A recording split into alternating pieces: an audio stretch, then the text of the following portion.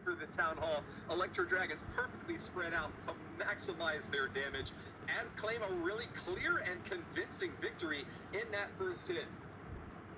1 minute 19 seconds. You mentioned, Woody, that it comes down to stars, percentage, and then time.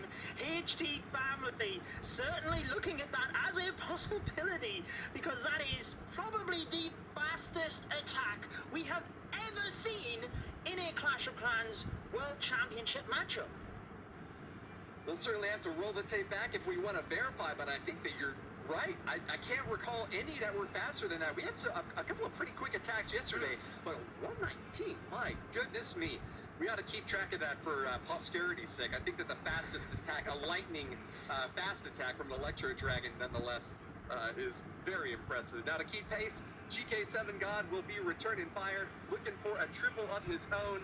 Bringing in those Dragon Riders and the Mass Drag with it. We've got a new fun challenge for the community to name this attack strategy. Judo, I think that they were kind of leaning one way yesterday.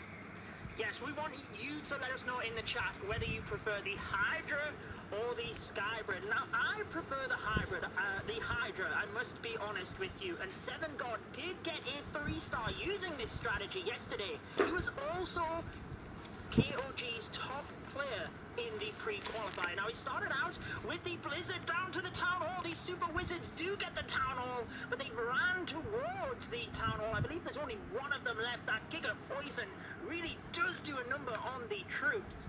I'm not sure he got everything he wanted there, but at least the Town Hall did go down. Yeah, very big investment early on, and to really only get the Town Hall and a few of the surrounding buildings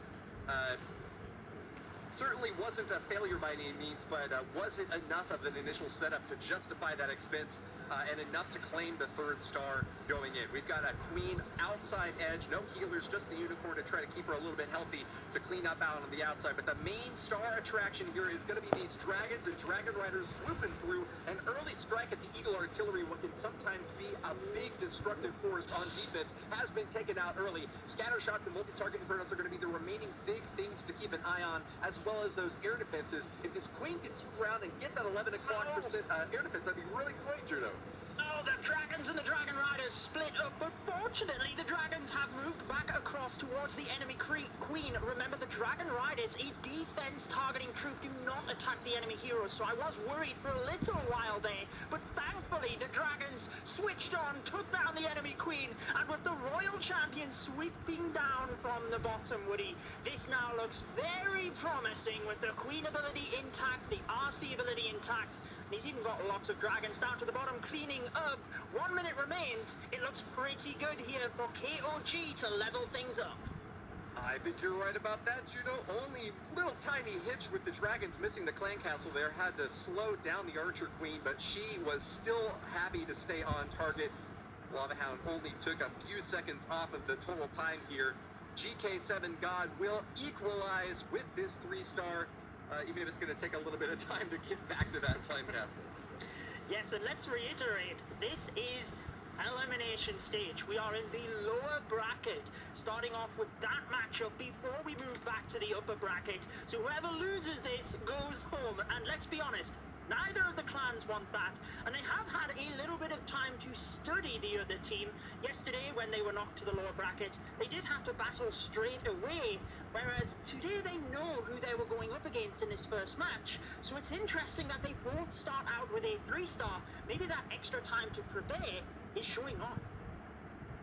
Quick replay where you get to see that early strike, the Blizzard taking down the Town Hall and setting up for the remaining sweep here. Heroes along the top edge, and the main phase of that army down at the 6 o'clock position and swooping back around clockwise. A 2 minute and 30-second attack, not coming close on time at all, so very well executed.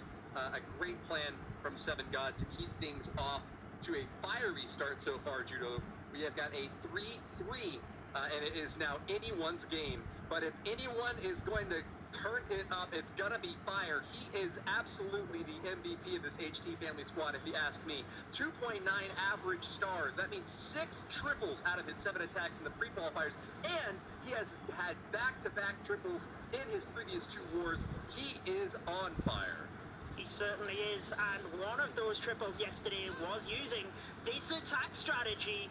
The new meta, let's go with the Hydra for this one, Woody, but he's mixing in some bat spells here as well, which we did see once or twice yesterday. Starts out with his heroes to the north of the base. I like that the Royal Champion is taken down the left-hand side. We have the King and the Queen charging in towards the right. That multi-target Inferno will go down momentarily. He's just trying to set up a bit of pathing here for his Dragons and Dragon Riders. Yeah, great read on those bat spells. The 5 of them work wonders against potentially that single target Inferno or air defenses on the bottom. As long as you can keep them away or freeze any splash defenses that might be able to target onto them, they are a really great complement for any Dragon attacks. Dragon Riders, of course, love them too. They're going to be mixing it up and coming in from the top left corner. Rage spell already deployed to try to get them onto that scatter shot as quick as possible. Lots of splash damage moving in, but they are prepped and ready for the fight. It's an Eternal Toad to protect as the multi-target Inferno locks on. Battleblimp makes it all the way to the Town Hall and drops its payload. That's going to be the second star, Judo. Beautiful stuff there with that battle blimp, and the Warden ability really was good with all of the dragons. I do want to point out that the Queen at the north of the base took out the Wizard Tower and air defense. That is hugely important for the bats. With the multi going down in the middle, that also helps that splash damage. And is he going to use the bats on the edge for a little bit more DPS, or does he just drop them on top of the scatter? He does, because the Wizard Tower about to go down, which is the remaining piece of splash damage. Now the bats can just fan out around the rest of the defenses, protect these dragons, and honestly, again, this looks pretty good for Fire of HT family. An easy stack for Fire, Conflagration, and Burnination across the countryside. The 3-star will be claimed in just a few more quick seconds as we eliminate the last stage of defenses here.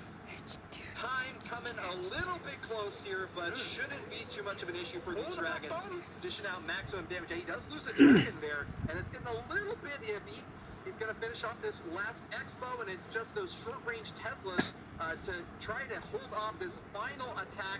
The assault going to be another black hole. Bad news for Fire, but that long-range transport. Oh, that's the They're going to distract. Can they pull the Great War? No, they do. Oh my word, Woody! The traps in the center of the base here being so impressive. I wonder whether putting the bats inside the scatter shot was the right call, because they take a little bit of time to spawn all of the bats, and there was a lot of DPS in that area. It looked so good without the splash damage, but with so many traps in the center, they just kept picking off the dragons. Even towards the end, the Owl and the Warden would have been able to take down the Tesla, but even more traps from KOG proved costly, and the first slip-up of this war falling on the HT family side.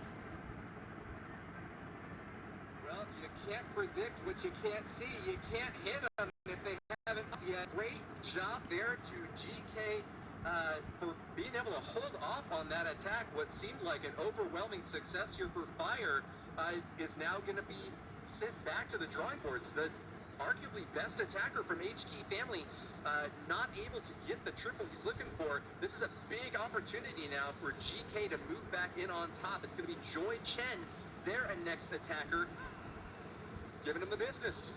Certainly will be. Now, I do note the enemy king next to that town hall. Sneaky goblins move out of the battle blimp, though, so securing that first star. Queen getting low on health already, so has to use the rage. Now, Joy Chen did use 2 ground-based attacks yesterday in that of the hybrid, but he did start with the queen charge. So a lot of the time, if you can do such an effective queen charge, you can finish off the back end of the base with pretty much whatever you want. So I still don't think there's any major concerns here. Yeah, I think it can very easily be argued that the Queen is the most important unit, especially when you're pairing her with those healers, making a big investment in Army Camp space and spells to ensure that she gets the job done. She makes it all the way to the center, getting that CC pull out, and even though it's going to be a little bit of... Oh, sorry, Woody. I'm panicking. Judo, what did you catch? No, please jump in. The Barbarians were taking out the scatter shot, which was huge on the right-hand side, but one archer from the clan castle actually pulled them away from the scatter shot. Fortunately for Joy Chen, though, it did indeed go down because that could have been very costly for his attack. Ripped up one healer for a Seeking Airmine, but that's going to protect potentially for those Dragon Riders still flying in. Royal Champion ready to get a few shots off, holding on to that ability as long as possible. A key move for the late game at finishing off defenses that are spread out around this base. Joy Chen looks cleared for landing as the Dragon Riders still healthy and targeting directly onto those defenses. Are going to get another few shots off here. Royal Champion getting low though. She's about to have to pop her shield ability. It's going to be coming off very shortly. Boom! There it goes. Knocks out a wizard tower and those builder huts on the backside. This is looking clean. It certainly is. He still has an invisibility spell for the Royal Champion as well. Being able to hold on to the spells for the final moment is so crucial, and he uses it. No swagging things at this stage, because remember, if KOG were to slip up and HT family leveled things out, they had that super quick attack. But they are in the lead. KOG getting the 3